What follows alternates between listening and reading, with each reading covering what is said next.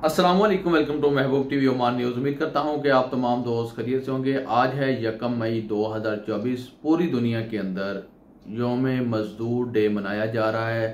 इसके हवाले से बस मैं इतना कहना चाहूँगा, जबर सह लेता हूँ, जबर सह लेता हूँ, मजबूर हूँ मैं। मेरा मतलब है कि मजदूर हूँ मैं। आज की वीडियो में बहुत ही अहम मौजू पर बात करने वाले हैं। आयुष राय भाई ने एक बहुत अहम सवाल पूछा है। इस सवाल का जो मैं जवाब देने जा रहा हूँ, इंशाल्लाह आप इंडिया, पाकिस्तान, बांग्लादेश, नेपाल से कहीं से भी तलक रखते हैं, सल्तनत ऑफ ओमान में रहते हैं या सल्तनत ऑफ ओमान से छुट्टी चले गए हैं, वापस आना चाहते हैं, नई कंपनी में नए वीज़े पर आना चाहते हैं, तो इंशाल्लाह ये सवाल का जवाब आप तमाम दोस्त अब आपके काम ज़रूर आएगा। आयुष राय भाई पूछते हैं कि भाई मैं नेपाल से हूँ, मेरे पास मेरी कंपनी का 2 साला वीज़ा है और मैंने काम सिर्फ 1 साल किया है।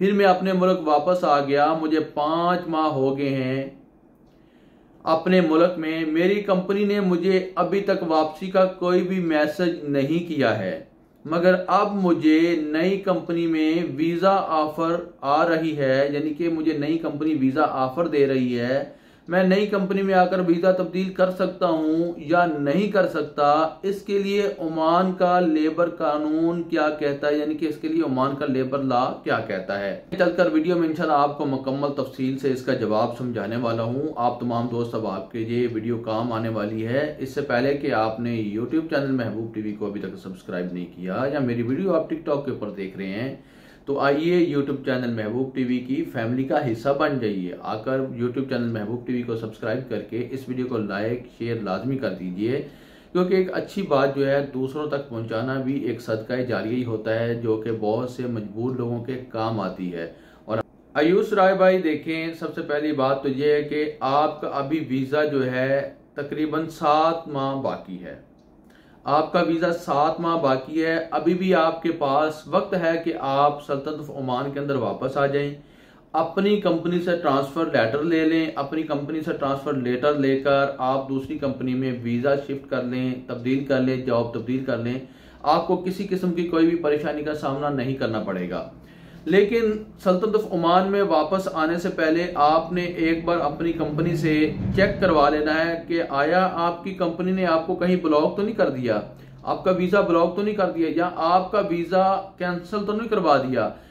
और इसके अलावा आपने जिस ट्रैवल एजेंट से एमरजेंसी में टिकट करवानी है, एयर टिकट करवानी है, उससे आपने रिक्वेस्ट करनी है कि आप मेरा पासपोर्ट चेक करो कि आया मैं अपने पासपोर्ट के ऊपर सल्तनत ऑफ ओमान का इस मौजूदा वीज़े के ऊपर सफ़र कर सकता हूँ, ट्रैवल कर सकता हूँ या नहीं कर सकता। क्योंकि बाज़ औक़ात ये होता है कि कंपनी पीछे से ब्लॉक करवा देती है या कंपनी आपका वीज़ा आर्जी तौर पर कैंसिल कर देती है। बाकी अगर आप 6 माह अपने मुल्क में रहते हैं, चाहे आप नेपाल में हैं, इंडिया में हैं, बांग्लादेश में हैं, पाकिस्तान में हैं या दुनिया के किसी कोने में भी हैं, सल्तनत ऑफ ओमान का 2 साल का वीज़ा आपके पास मौजूद है, लेकिन आपने 6 माह अपने घर में गुजार दिए, आप छुट्टी पर गए हुए थे। 6 माह के बाद आपने वापसी सल्तनत ऑफ ओमान के अंदर आना है, अपनी कंपनी के अंदर आकर जॉब स्टार्ट करनी है या नई कंपनी के अंदर नया वीज़ा लेना है।